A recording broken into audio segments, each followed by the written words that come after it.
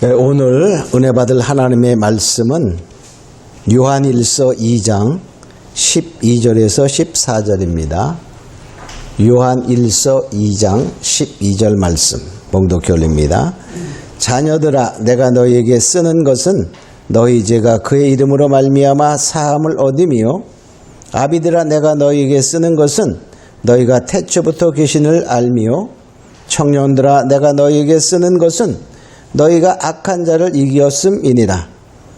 아이들아, 내가 너희에게 쓴 것은 너희가 아버지를 알았으며, 아비들아, 내가 너희에게 쓴 것은 너희가 태초부터 계신 이를 알았으며, 청년들아, 내가 너희에게 쓴 것은 너희가 강하고 하나님의 말씀이 너희 속에 거하시고 너희가 흉악한 자를 이기었음이니라. 아멘. 자, 오늘 이 시간에는 아비의 신앙이라는 제목으로 은혜를 받고자 합니다.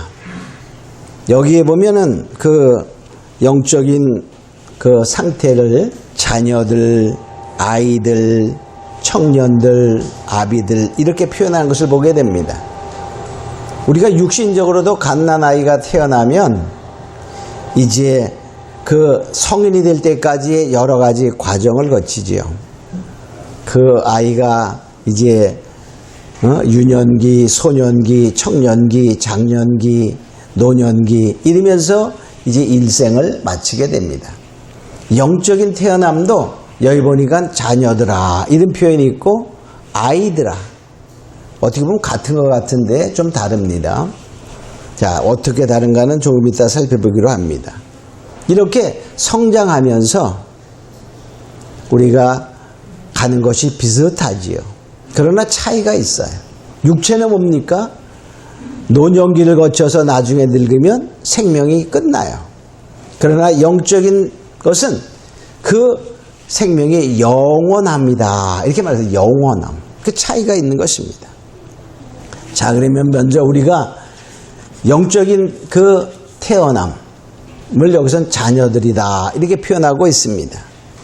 그래서 우리가 영적으로 성장해서 어디까지 가야 되냐? 아비들의 신앙까지 가야 된다 이렇게 말하고 있어요. 우리도 살다가 어떻게 되죠?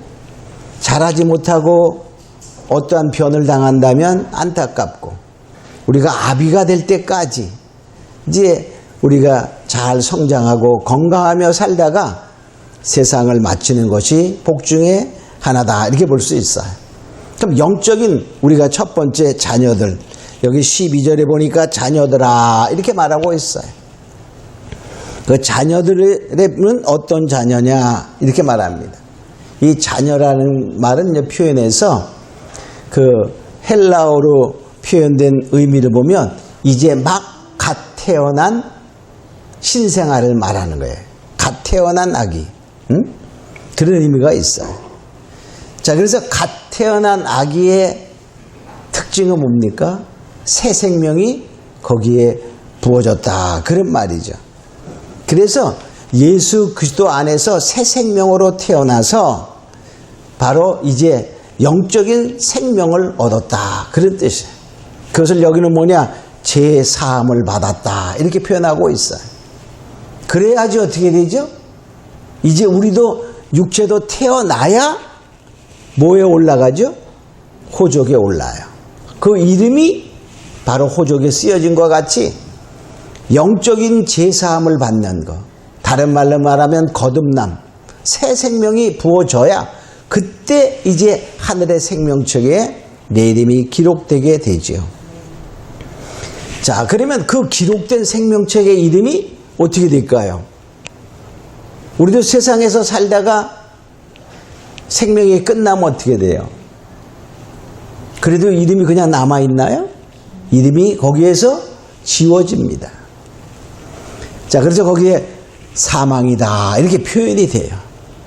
바로 우리도 영적인 생명책에 기록된 그 이름이 흐려지지 아니하고 지워지지 않아야 된다. 성경이 말하고 있어요. 사람들은 그래요. 어떤 사람들은 한 번 기록된 생명책의 이름이 왜 없어지냐? 그건 사람의 생각이야. 출애굽기 32장에 보면 누구든지 나에게 죄를 범하면 생명책에서 이름을 지워버리겠다. 이렇게 하나님이 말씀하셨어요. 하나님이 말씀하셨어요. 자, 그래서 바로 뭐냐, 이 하나님의 나라, 우리가 흔히 얘기하는 천국에 들어갈 수 있는 생명으로 변화된 그것이 여기서 자녀들아 이렇게 말하고 있어요. 그래서 바로 뭡니까? 우리가 니고데모라는 그 관원이 예수님께 와서 물을 때에도 어떻게 해야지 영생에 이릅니까? 라고 말할 때 예수님이 대답하셔요.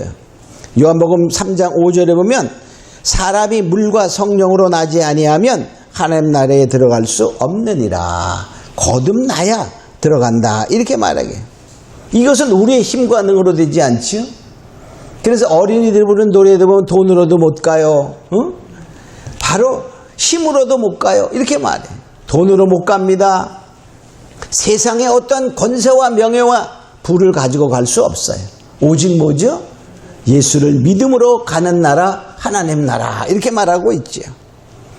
그래서 이것은 바로 우리의 힘으로 되는 것이 아니라 오직 하나님의 은혜요 믿음으로 되는 것이요 하나님의 선물이다 이렇게 말해. 우리가 육체도 세상에 태어날 때에 태어나는 갓난아기가 하는 일은 아무것도 없어요. 그죠? 어머니 배를 아프게 하는 것밖에 없었어. 응? 자기가 하는 일은 없이 어머니의 산고의 고통 때문에 바로 태어난 것처럼 바로 오직 하나님의 은혜로 된다 이렇게 말해. 에베소서 1장 7절에도 보면 우리가 그리스도 안에서 그의 은혜의 풍성함을 따라 그 피로 말미암아 구속 곧 제사함을 받았으니 그래. 하나님의 은혜요 예수님의 그 보혈의 능력으로 우리가 제사함을 받고 거듭났다 이렇게 말합니다. 에베소서 2장 8절에도 보면 너희가 그 은혜를 인하여 믿음으로 말미암아 구원을 얻었나니 이것이 너희에게서 난 것이 아니요 하나님의 선물이라. 그래서 하나님이 그냥 우리에게 그 생명을 주는 거듭남을 하나님이 하시는 것입니다. 자, 두 번째는 이제 성장하면서 아이들이라는 표현이 있어요. 아이들. 여기 14절에도 보면 아이들아. 그래서 아이들. 여기서 이 아이들이라는 말은 헬라의 의미는 소년이라는 뜻이에요. 소년. 그러니까 갓난에게 태어나서 이제 소년으로 자라는 거예요. 근데 여기 아이들의 특징은 뭐냐? 즉 아버지를 안다 그랬어요. 아버지를 안다. 우리가 어린아이가 갓 태어났을 때에는 아버지 엄마를 잘 모를 수도 있어요. 그러나 이제 시간이 흘러면서 어느 정도 자라면 첫 번째 그가 인지하는 것이 어머니, 아버지, 이 부모가 누구인지 알아. 그래서 아이들이 자라면서 내가 내 엄마야, 내 아빠야 말하지 않아도 엄마, 아빠를 인지하고 성장하게 되는 것입니다. 그래서 뭡니까? 같이 살아보아서. 그렇죠? 그 아기가 어머니와 아버지와 함께 살면서 엄마, 아빠를 자연적으로 아는 것처럼 이렇게 여기서 안다는 것은 누가 가르쳐줘서 그냥 아는 것이 아니라 내가 경험해서 아는 거예요. 경험해서 아는 거. 그러니까 우리가 지식적으로 하나님을 아는 것은요. 하나님을 편에서는 안다 그러지 않아요. 그러니까 우리가 그냥 공부해가지고 신학을 공부해서 신학 박사를 땄어. 그러면서 하나님을 안다라고 하면 하나님은 나는 넌 모른다 이렇게 말하는 거예요. 여기서 안다는 말은 나도 아버지를 알고 아버지도 나를 아는 그 관계를 말하는 것입니다. 경험적으로. 그래서 우리가 신학자에서나 이런 신학 박사들도요. 예수를 안 믿는 신학 박사도 많아요. 그런 사람은 어떻게 될까? 박사 학위 가지고 천국으로 못 가요. 노래 하나 더 불러야 돼 가사를. 응? 자, 그래서 바로 이 자녀들은 뭐냐? 아버지를 알아서 하나님을 아버지로 부르게 되는 거예요. 로마서 8장 15절에 보면 너희가 양자의 영을 받았으므로 아바 아버지라 부르짖느니라. 하나님 아버지가 정말 아버지구나. 나의 영적인 아버지. 양자의 영을 받았어요. 그래서 결과적으로 뭐냐? 우리는 하나님의 아들이 되었다는 사실을 인지하게 되고 하나님을 아버지라 부르게 된다는 것입니다. 이제 세 번째의 청년들을 봅니다. 이제 소년이 자라서 청년기가 되었어요. 청년. 근데 여기 청년의 특징은 이김이다. 그래서 이긴다 그랬어요. 자, 그런데 그 결론적인 것은 이기는 것이고, 첫째, 이기려면 뭐 해야 될까요? 첫째, 강함이 있어야 돼. 강함이. 자, 강함이 없으면 이길 수가 없어요. 그죠? 우리 젊은이들은 참 강하지. 그죠? 노인들이 아무리 센 것 같아도 젊은이들이 그냥 한번 탁 밀으면 톡 자빠져요. 그죠? 자, 이 청년은 강함이 첫 번째 특징인데, 자, 강함은 그냥 강해지지 않아요. 어떠한 훈련이 있어야 돼. 시험과 연단이 있어야 돼. 요새 보면 그 텔레비전 그 프로그램 중에 강철부대라는 게 인기 있는 프로가 있더라고. 우리나라의 특수부대 6개의 특수부대들, 뭐 해병대, 특전단, 뭐 UDT, 뭐 이런 등등 6개의 특수부대 그 병사들 제대한 사람들, 옛날에 지금 현역이 아닌 그런 사람들이 이제 4사람씩 팀을 해가지고 엄청나게 힘든 것을 경쟁하는 프로그램이 있어요. 그 프로그램이 아주 굉장히 인기 있는데, 바로 그 사람들은 뭐냐? 강해질 수 있는 것은 강한 훈련을 받았기 때문에 강해지는 거예요. 강해지는 거.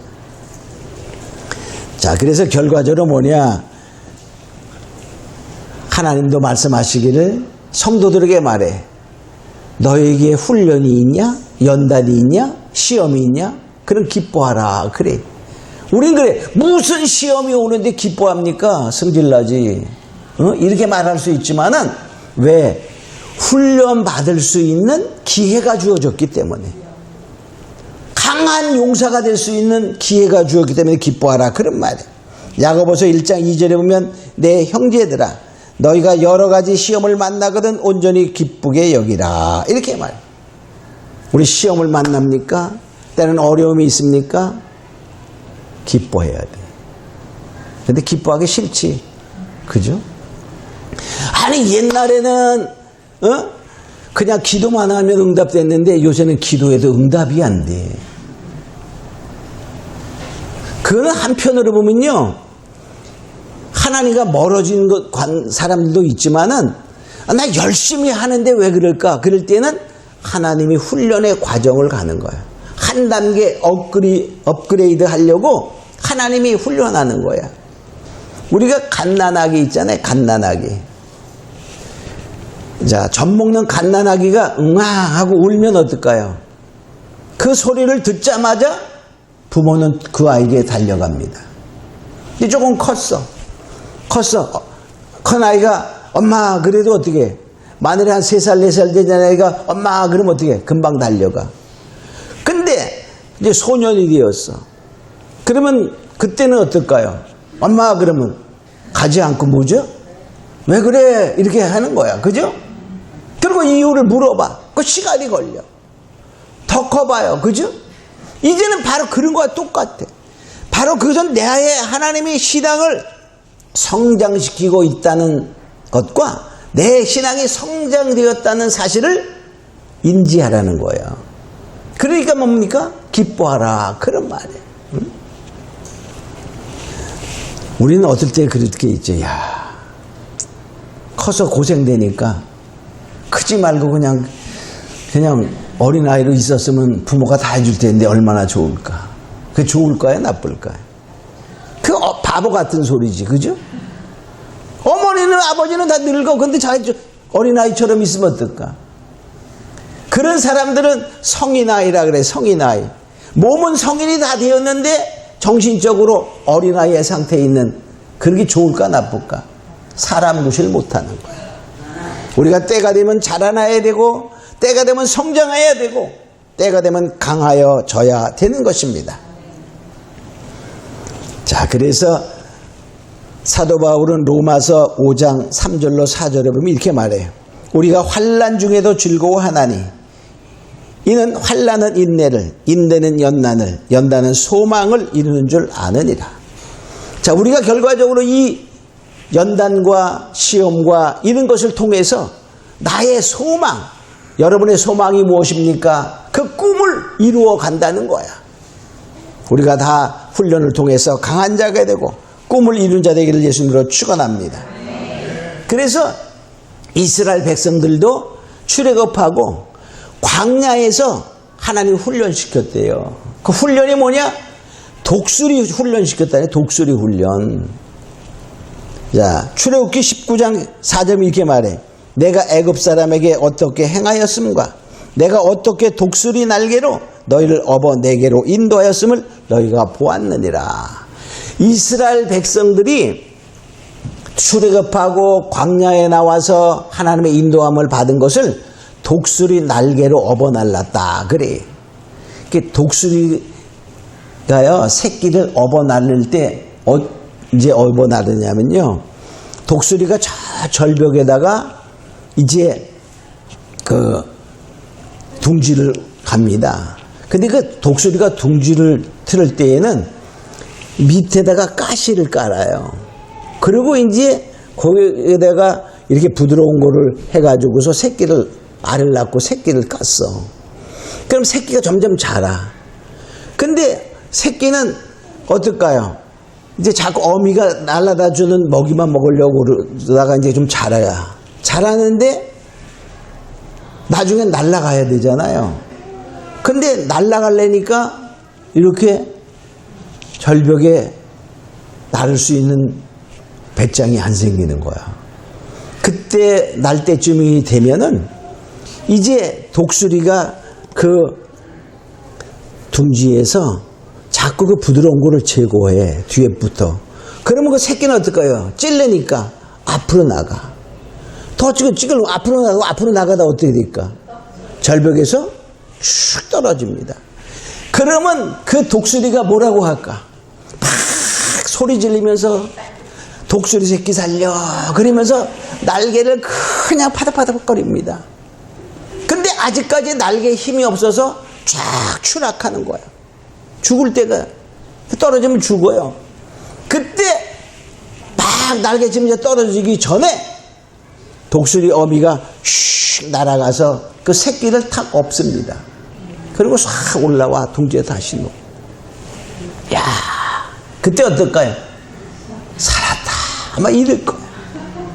만일에 우리에게도 그렇게 훈련식 받는 사람이 있어요. 죽을 고비를 넘기면서 훈련받고 하나님의 능력받는 주의 종들 많이들 우리가 들어봤잖아. 그죠? 자, 그런데 또 뭐냐? 그렇게 몇 번 하는 거야. 그러다 보면 어떨까요? 날개에 이제 힘이 생겨. 힘이 생겨서 확 떨어지는 줄 알았는데 조금 떨어지다가 슉 날아가는 거야.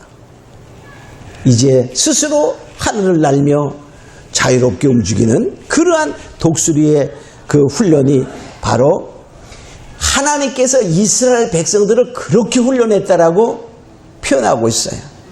신명기 32장 11절로 12절에 보면 마치 독수리가 그 보금자리를 어지럽게 하며 그 새끼 위에 너풀거리며 그 날개를 펴서 새끼를 받으며 그 날개 위에 그 깃을 엎은 것 같이 여호와께서 홀로 그들을 인도하셨고 함께한 다른 신이 없었도다. 그러니까 하나님이 이스라엘 백성들을 그렇게 독수리 그렇게 하는 방법으로 광야에 인도하셔서 천국으로 갈 수 있는 그 신앙의 장부를 만들었다 하는 것입니다. 그러니 우리가 이 청년의 강함은 훈련을 통해서 되는 거예요. 자, 우린 욥의 환난을 봅니다. 욥이 믿음이 없었나요? 하나님을 믿는 자였어요. 그런데도 어떻게죠? 그가 그 환난을 통해서 정금 같은 믿음이 되었다 이렇게 말해. 욥기서 23장 10절에 보면 나의 가는 길을 오직 그가 아시나니 그가 나를 단련하신 후에는 내가 정금같이 나오리라. 바로 그 욥의 그 연단의 환난은 무엇이었다? 자기의 믿음을 정금 같은 믿음으로 만드는 훈련이었다. 이렇게 고백하고 있어요. 그래서 하나님께 쓰임받은 사람들은 다 뭐죠? 이런 역경의 환난의 시험의 연단이 있었다는 사실이에요. 모세를 봅니다. 모세 그러면 대단하죠. 그죠? 모세는 정말 엄청난 하나님의 능력을 행했던 사람입니다. 근데 모세가 왕궁의 왕자로 있을 때에는 힘이 없었나요? 돈이 없었나요? 무술을 못했나요? 근데 하나님은 그때 쓰지 않고 미디안 광야에서 40년이라는 세월 동안 훈련을 했어. 그 모세가 40년의 훈련 기간을 지난 다음에 하나님이 이제 출애굽의 역사를 하나님이 그를 통해서 했다는 사실입니다. 또 요셉을 봅니다. 요셉은 어땠죠? 아비의 사랑을 받는 자였어요. 그런데 종으로 팔려갑니다. 애굽의 종살이로 또 감옥에 들어가서 합의 13년이라는 세월 동안을 훈련받았어요. 그러면서 하나님을 의지하는, 하나님을 바라보는 훈련을 통하여 나중에 뭐죠? 뭐가 됐어? 총리, 애굽의 총리가 되어 자기의 이스라엘 민족들을 다 기근에서 구원하는 역사를 하는 것입니다.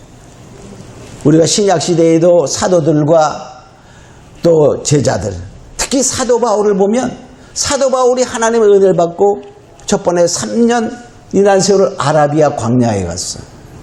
그 다음에 또 다소라는 곳에 가서 약 10년 동안 홀로 하나님과 이제 훈련받으면서 하늘의 비밀을 깨달습니다.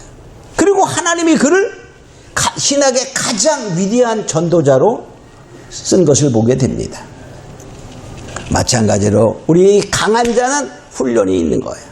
여러분도 혹시 훈련 받을 때 하나님의 은혜 가운데 있음을 알고 더욱더 나를 강한 자로 만들기 위한 하나님의 모략이라는 것을 깨달으면 즐거워할 수 있다는 것입니다. 자, 두 번째 이 청년의 특징은 하나님의 말씀이 마음속에 있다 이렇게 말하고 해요. 여기 14절에 보면 이렇게 말하고 있죠. 자, 청년들아 내가 너희에 쓴 것은 너희가 강하고 하나님의 말씀이 너희 속에 거하고, 하나님의 말씀이 있다는 거야. 하나님의 말씀이 있으면요 말씀으로 이기는 거예요. 말씀이 없으면요 믿음이 있는 것 같은데 어린아이 믿음이면 어린아이도 믿음이 있지요. 아버지를 알아요. 그런데 그 어린아이들은 자 어린아이들 유혹할 때 뭐 그가 좋아하는 거 먹는 거 또는 뭐 하여튼 좋아하는 뭐 어떤 장난감 이런 걸로 유혹하면 유혹될 때가 많아요. 자 그와 마찬가지로 하나님의 말씀이 속에 거하지 않으면 사단의 유혹 속에 넘어갈 수 있다는 것입니다. 자, 보면은 아담 하와가 에덴 동산에서 하나님을 믿었을까 안 믿었을까? 당연히 믿었겠죠. 하나님의 말씀을 어느 정도 알았을까 몰랐을까? 알았어요. 직접 들었으니까. 근데 하와는 좀 달랐어. 그죠? 하와는 알긴 아는데 정확히 몰랐어. 그게 뱀이 오니까 뱀이 와서 선악과를 그래서 물어봅니다. 그러니까 먹으면 죽을까? 그렇게 하나님의 말씀을 정확히 몰랐어요. 그러니까 사단이 말합니다. 먹어도 안 죽어. 먹으면 눈이 밝아져서 하나님같이 될 거야. 이렇게 말하니까 그 말에 넘어가서 선악과를 먹습니다. 말씀이 정확히 마음속에 없으니까 미혹이 되는 거예요. 사단이 와서요 아주 터무니없는 말로 사기치는 게 아니야. 하나님의 말씀을 가지고 변질시켜 가지고 옵니다. 그래서 이단이 뭐야? 이단이 다 똑같아. 근데 뭐가 달라? 이단이라는 말은 이는 다르다는 뜻이고 단은 꼬리야. 꼬리단. 그러니까 다른데 뭐가 달라? 꼬리가 달라. 그러니까 첫 번에는 다 똑같아. 예수로 구원받습니다. 다 똑같아. 가다가 뭡니까? 뒤에 가서 꼬리가 달라지는 거야. 그 예수가 성경이 말하는 예수가 아니고 그 말이야. 다른 예수를 전하는 거예요. 자, 마태복음 4장 1절로 11절에 보면 예수님께서 이제 광야에 가서 마귀의 시험을 당했을 때 40일 동안 금식하셨다 그랬어요. 그때 마귀가 와서 유혹할 때도 이렇게 말합니다. 내가 하나님의 아들이거든. 이 돌들로 떡을 만들어 먹어. 그렇게 말해. 떡을 만들어 먹어. 그러니까 예수님께서 말씀한 기록되었으되, 이렇게 말씀을 가지고 대적하는 기록되었으되 사람이 떡으로만 살 것이 아니라 하나님의 말씀으로 살 것이니라 하며 말씀으로 무찌릅니다. 그러니까 또 마귀가 그래? 이놈 봐라 아주 똑똑하네 이렇게 하고 달려간 것이 또 마귀도 말씀으로 와요. 기록되었으되 이렇게 말해. 성전 꼭대기에 가서 뛰어내려라. 그러면 하나님이 사자를 보내 너를 발에 돌에 부딪히지 않게 하시리라. 마귀도 말씀을 갖고 유혹합니다. 그럴 때 예수님이 이렇게 말씀, 또 기록되었으되, 말씀으로 대적해야 돼. 말씀으로 미혹해 오는 것. 하나님을 시험하지 말라. 이렇게 하나님을 시험하지 말라. 그러니까 그 다음에 또 뭐라 말? 자, 저 산꼭대기에 올라가서 천하만국을 보여주면서 내가 나에게 경배하면 이 천하만국의 권세를 너에게 주리라. 그래요. 그러니까 예수님이 기록되었으되 하나님만 경배하라. 즉 마귀의 유혹을 말씀으로 방어하며 무찌르는 것을 보게 됩니다. 그러니까 마귀는 떠나가고 천사가 수종들더라 하는 것을 보게 됩니다. 그러므로 뭐냐? 우리는 말씀이 내 속에 있어야 이겨. 그래 신앙의 청년은 뭐냐? 말씀으로 무장된 자야. 그래서 하나님의 전신갑주를 입어라. 그럴 때에도 우리가 전신갑주 입는 것 중에 마지막이 뭐죠? 성령의 검, 곧 하나님의 말씀을 가져라. 그런단 말이야. 그래서 바로 오늘 말씀이 없으면 마귀에게 유혹될 수 있다는 사실을 우리가 알아야 돼. 자, 세 번째로 청년의 특징은 이긴다야. 이긴다. 이김입니다. 이김. 자, 누구를 이기냐? 악한 자를 이겼다. 이렇게 해. 또 흉악한 자, 악한 자나 흉악한 자나 똑같은 뭐죠? 즉 사단 마귀를 이겼다. 그런 말입니다. 사단의 공격 방법이 뭡니까? 아까도 말했지만 말씀으로 갖고 오는데 세상을 사랑하게 만드는 거예요. 세상을 사랑하게. 마귀의 공격 수단은요, 세상을 사랑하게 만드는 거예요. 여기 요한일서 2장 16절에 보면요, 이렇게 말해. 이는 세상의 15절에 이렇게 말해. 이 세상이나 세상에 있는 것을 사랑하지 말라. 응? 사랑하지 말라. 근데 이 세상 것은 16절에 뭐라고 말하냐면요.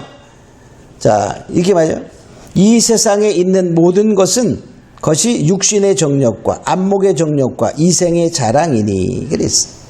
이 세상의 것은 육신의 정욕, 안목의 정욕, 이생의 자랑이야. 그러니까 그것을 사랑하게 만드는 거예요. 우리 하와에게 와서 유혹할 때도 그랬어요. 그죠?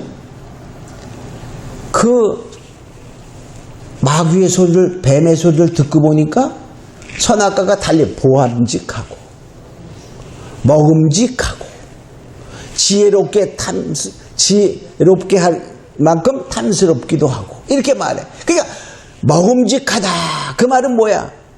육신의 정욕이야. 보암직하다 그 말은 뭡니까? 안목의 정욕이야.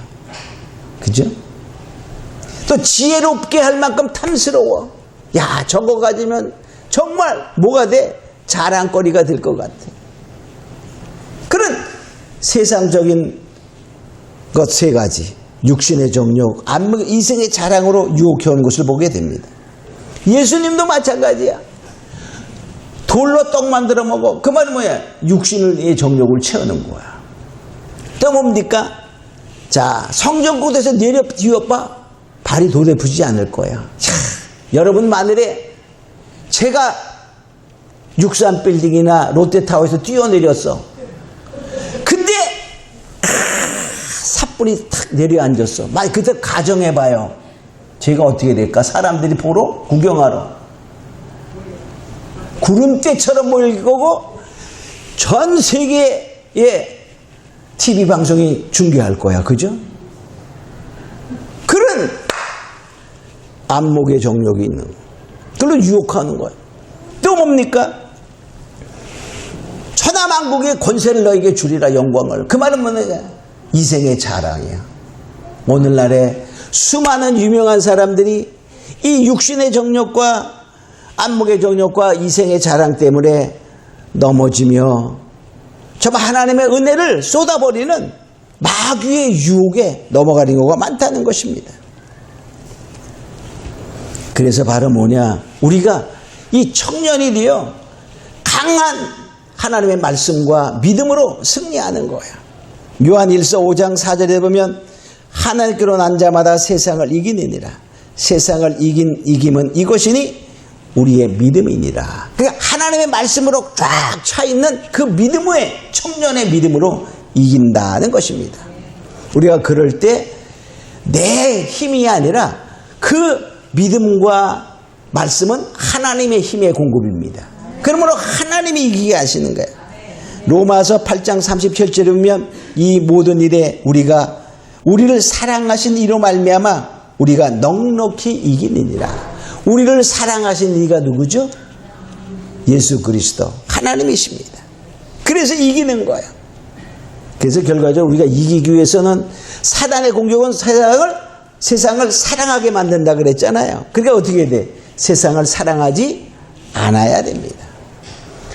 세상을 사랑하지 않고 무엇을 세상을 잘 활용해서 우리가 누리며 살아가는 거야. 이게 다른 거예요. 근데 사랑하게 되는 거야. 우리가 그러잖아요. 돈이 없을 때는 한 달에 그냥 200만 원, 300만 원만 벌었으면 좋겠다. 그럼 행복하게 살 수 있을 것 같아. 근데 그렇게 벌면은 한두 달은 행복해. 근데 어떨까요? 다른 사람 비교해보니까 다른 사람 500만 원, 1000만 원 번데 아이고 열나, 그죠? 자꾸만 그럼 1000만 원 벌어봐. 뭐 5천만 원, 1억 버는 사람 보게 되고 또 그 정욕이 점점 불타오르라 채워지지 않는 거야. 그래서 그러면 세상을 사랑하게 되는 거야. 그게 사단의 유혹이라는 사실입니다. 저도 그래. 사업할 때 그때 돈 잘 벌 때 한 5년만 더 벌을 걸 이렇게 생각할 때도 때로 있었어. 근데 지금 생각해 보니까요, 그때 안 번 게 훨씬 잘했다는 생각이 들기도 해. 응? 제가 나이 먹어서 돈을 많이 잃어버렸어요. 그런데도 한편으로는 아쉬운 점도 있지만은 어떻게 영적으로 보면 하나님이 훨씬 더 좋은 방법으로 이끌어가지 않나, 그런 생각이 들기도 합니다. 이 세상 것은 절대로 가져갈 수 없어. 그러니까 세상을 사랑하지 않아야 돼. 그럼 세상에서 사지 않으려면 어떤 마음을 가지느냐? 여기 17절에 이렇게 말해요. 요한일서 2장 17절에 이 세상도 지나가고 정욕도 지나가되 오직 하나님의 뜻을 행하는 이는 영원하리라. 그러니까 뭐냐? 아무리 가져도 쓰지 못하고 죽어요. 그죠? 우리나라의 제일 부자가 식물인간으로 되어서도 1년에 수천억씩 조 단위로 벌었어. 그런데도 뭡니까? 하나도 못 가져가고 가잖아. 그죠? 세금만 14조인가 내야 됐잖아. 그죠? 자, 그런 거를 보면 이 세상도 정욕도 다 지나가고 헛것이라는 사실을 기억하고 우리도 더욱더 믿음 안에 정말 승리하는 자 예수님으로 축원합니다. 자, 마지막 단계가 아비들. 아비의 특징은 여기 이렇게 말하였어요. 태초부터 계신 이를 안미니라. 태초부터 계신 이를 아는 거예요. 여기 아이들이 아는 것과 아이들은 그냥 아버지를 안다 그랬어요. 근데 여기는 뭐죠?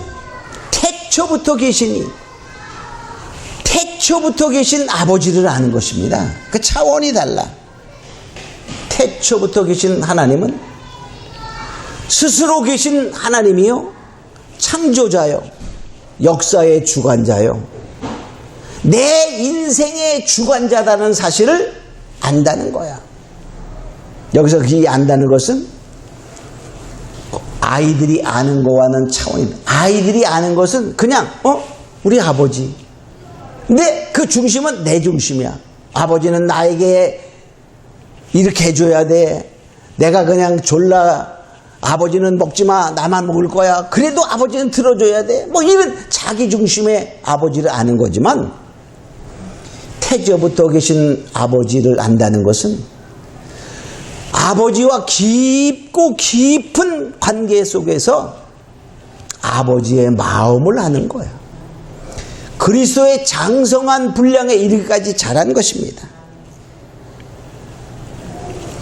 자, 에베소서 4장 13절에 보면 우리가 다 하나님의 아들을 믿는 것과 아는 일에 하나가 되어 온전한 사람을 이루어 그리스도의 장성한 분량에 이른데 충만한 데까지 이르리니. 그러니까 뭐냐? 그리스도의 마음을 가진 그 마음에까지. 그래서 사도 바울은 고린도전서 이렇게 2장 10절에 이렇게 말해. 그 신령한 자들을 말하면서 이렇게 말합니다. 누가 주의 마음을 알아서 주를 가르치겠느냐? 누가 주님의 마음, 즉 하나님의 마음을 알고 예수에 대해서 진정으로 사랑으로 가르쳐 주겠느냐? 그런 사람이 별로 없다는 거야. 그러나 우리가 사도 바울과 그 일행이 그리스도의 마음을 가졌노라. 내가 너희들의 고린도 교회에 말하면서 너희에게 나가는 것은 바로 그리스도의 마음, 주님의 마음으로 너희에게 나아가고 가르치고 있다 하는 사실입니다. 그래서 이 아비의 신앙이 되면 어떠한 환난과 바람과 폭풍과 유혹과 협박과 이런 것이 온다 할지라도 변함없는 믿음으로 흔들리지 않는 믿음인 것입니다. 왜냐하면 그들은 믿음의 결국을 알기 때문에 그래. 믿음의 결국은 뭡니까? 베드로전서 1장 9절에 보면 믿음의 결국 곧 영혼의 구원함이로다 그래. 영혼의 구원. 정말 이 세상 것은 잠깐 있다 없어지는 것이요. 아까도 얘기했지만 뭐죠? 이 세상도 정욕도 지나가되 하나님의 뜻을 행하는 자는 영원함이로다 하는, 영원히 하나님과 함께 거한다는 사실을 알기 때문에 결코 어떠한 환난과 핍박과 어려움 속에서도 주님을 배신하지 않는 그러한 믿음의 장부가 된다는 사실을 기억하고, 우리도 이 어려운 이때에 미혹의 시대에 정말 거짓 선지자가 많이 나온 이 시대에 아비의 신앙을 가져. 그만 다른 말로 말하면 태초부터 계신 하나님을 아는 것이요, 주님의 마음, 그리스도의 마음을 갖는 그러한 신앙이라는 사실을 기억하고, 우리도 이제 더욱더 믿음이 점점 자라서 이제 자녀와 아이에 머물러 있으면 안 됩니다. 청년이 되고 아비가 되는 신앙이 되어 이 앞으로 다가올 그 미혹의 역사가 강해지는 이때, 이제 눈에 드러나게 미혹의 역사가 많아요. 그죠? 이러한 시대에 끝까지 믿음을 지켜서 우리가 주님 곁에 가서 정말 하나님을 바라볼 수 있는 그러한 은혜 있기를 있음으로 축원합니다. 우리 다 같이 잠깐 기도하면서 정말 아비의 신앙까지 자라가기를 원합니다. 고백하며 기도합니다. 고백으로 가신 아버지 하나님 감사합니다. 이제 우리가 영적인 태어남과 자라남에 있어서 우리가 청년의 신앙을 거쳐 아비의 신앙까지 도달할 수 있는 아버지여 믿음의 장부들이 될 수 있도록 축복하시고 역사하여 주시며, 우리가 믿음의 경주를 잘하며 정말 환난과 역경 속에서도 더욱더 성장하는 믿음, 정금 같은 믿음이 되게 하여 주시옵소서. 감사하고 믿사하며 예수님의 이름으로 기도합니다. 아멘.